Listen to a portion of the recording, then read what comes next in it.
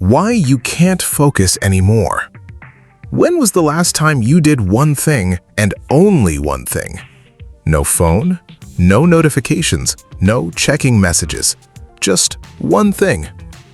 For most people, it's hard to remember. And that's the problem. Many people believe they've lost their ability to focus. They think something is wrong with them.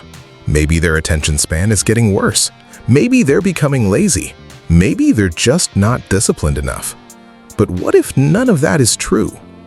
What if your focus isn't gone? What if it's simply being pulled in too many directions? Think about your day. You wake up. Before your feet even touch the floor, you check your phone. A text message, a weather notification, an email, a news headline. Your brain immediately jumps from one thing to another, and the day has barely started. Then work begins. You're answering emails while listening to a meeting, checking messages while working on a project. Maybe your child asks you a question. Your phone vibrates. A notification appears.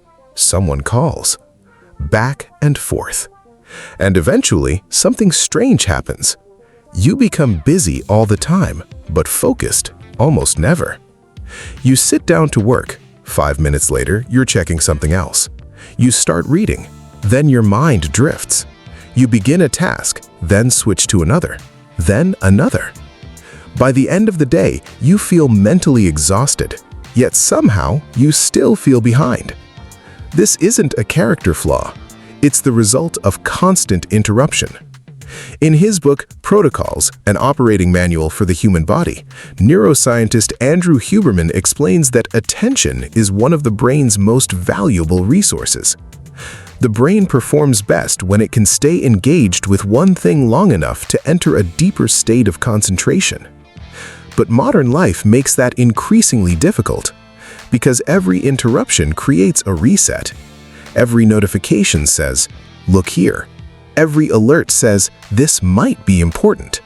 And your brain listens. Not because you're weak, because your brain evolved to pay attention to new information. Thousands of years ago, that helped humans survive. Today, it keeps us refreshing our phones. There's another reason this feels so powerful. Dopamine. Many people think dopamine is the chemical of pleasure, but dopamine is also connected to anticipation, the possibility that something interesting might happen. Maybe someone liked your post. Maybe there's a new message. Maybe there's exciting news. Your brain learns to crave the possibility, not the reward itself, the possibility of the reward. That's why sometimes you unlock your phone and don't even know why. Your hand moved before your mind did. Now imagine how this affects the rest of your life. You're sitting at dinner with your family. Your child is telling a story. Halfway through, your phone lights up. You glance down for 1 second, then another. The conversation is gone. The moment is gone. You're at the gym. You stop between every set to check your phone. You're watching a movie with your spouse. You're scrolling at the same time. You're physically present, but mentally somewhere else. This is the hidden cost of fragmented attention.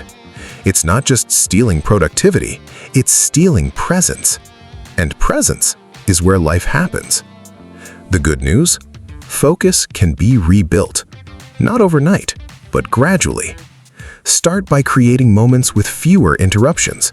10 minutes without your phone. One task at a time. A walk without checking your notifications. A meal without a screen. A conversation without distractions. Small moments, repeated consistently. Because focus works like a muscle. The more you protect it, the stronger it becomes. But there's an even bigger problem hiding underneath all of this. A problem that didn't exist for most of human history. We're surrounded by more stimulation than our brains were ever designed to handle. And that's exactly what we'll explore in the next episode. Your attention is your life. Protect it. Train it. Use it wisely. This is Mental Energy.